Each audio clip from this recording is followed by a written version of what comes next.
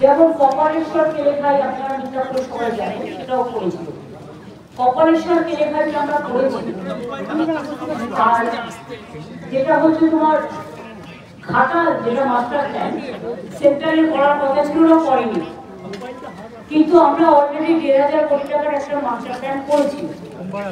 তার মধ্যে এবছরের বাজেটেই 500 কোটি টাকা রাখা হয়েছে এবং সেই 500 কোটি টাকার মধ্যে আমি বলে দিচ্ছি, দেখি আমাকে কাগজটা দিদি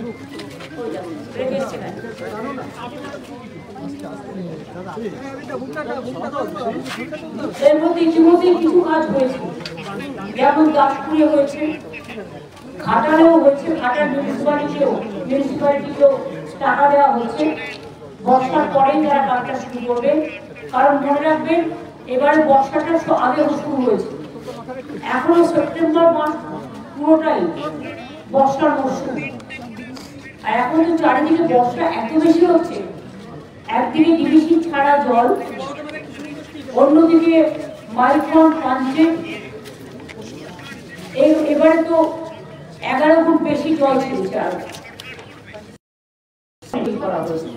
আমাদের সরকারি কাঁচাগাড়া কোটাগাড়া প্রায় শূন্য হয়ে যায়। আগে ফ্লাড এফেক্টেড এরিয়ায় কেন্দ্রীয় সরকার টাকা দিত, গঙ্গা অ্যাকশন প্ল্যানে টাকা দিত, গঙ্গার ভাঙন রোধে, নদীর ভাঙন রোধে। এখন সব বন্ধ, সবটাই আমাদের নিজেদের থেকে করতে হয়।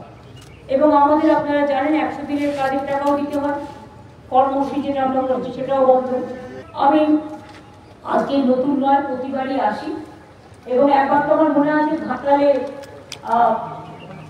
3 তলা বাড়ি থেকে হেলিকপ্টারে করে মানুষকে নামানো হয়েছিল, সেটাও আমার মনে আছে। কাজে এই জায়গাটা পুরো একদম ডোবার মতো। আর বাংলাটা প্রবলেম হচ্ছে নদী মাতৃকা দেশ, আর বঙ্গ ডুবে যায়, নেপালে বৃষ্টি হলে উত্তরবঙ্গ ডুবে যায়, ডিবিসি জল ছেড়ে দিলে, মাইথন জল ছেড়ে দিলে, পাঞ্চের জল ছেড়ে দিলে, অন্যান্য নদী হয়ে সেই জলগুলোতে দক্ষিণবঙ্গ ডুবে যায়। এতে মানুষের যেমন ক্ষতি হয়, আমাদেরও রাজস্ব থেকে প্রচুর পরিমাণ টাকা খরচ হয় এর জন্য। বর্ষা হলে জল ছেড়ে দিচ্ছে বাংলায়, তো বাংলার কতটা সইবে? এই অত্যাচার আমরা সইব না। আগামী দিন আমি 2026-এর নির্বাচনের পরে এই ডিবিসির জল আমাদের এখানে ছাড়লেই কি করে ডিবিসির জলটাকে আটকানো যায় তার প্ল্যানিং আমরা করব। এতে টাকা লাগবে, বাট আমাদেরও দরকার হলে কয়েকটা ড্যাম করতে হবে। ওইদিকে জল ছাড়লে আমরা আমাদের ড্যামে দিয়ে আমরাও জল অন্যদিকে পাস করবো। কারণ যতক্ষণ একটা কথা আছে, প্রবাদ, শিশু না কাঁদলে মা দুধ দেয় না। বলতে বলতে বলতে বলতে যখন ফেড আপ হয়ে গেছি, তখন এবার action is our reaction. We have to wait for that.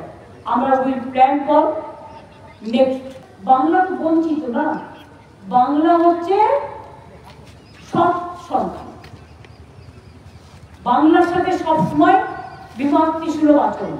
দেখছেন তো, আমি সাথে বিদ্যাসাগরের বাড়ি ওখান দিয়ে এলাম, যিনি বাংলা ভাষার উৎপত্তি স্থল থেকে নারী শিক্ষা, মহিলা বিবাহ সবকিছুই করেছিলেন, বাল্য বিবাহ রোধ, রাজা রামমোহন রায়ের সতীদাহ সংস্কার, রবীন্দ্রনাথ ঠাকুরের জাতীয় সঙ্গীত, বঙ্কিমচন্দ্রের বন্দে মাতরম, নেতাজি সুভাষচন্দ্র বোসের জয় হিন্দ স্লোগান, মাতঙ্গিনী হাজরার পিঠামণি ব্রিজ, আগে যখন ইউনাইটেড বৃন্দাবন ছিল, তাম্রলিপ্ত সরকার, ভারতবর্ষে যখন 3টে স্বাধীন সরকার গঠিত হয়েছিল দেশ স্বাধীনের আগে, একটা ছিল বালিয়া, আর একটা ছিল সাতারা, আর একটা ছিল এই তাম্রলিপ্ত সরকার।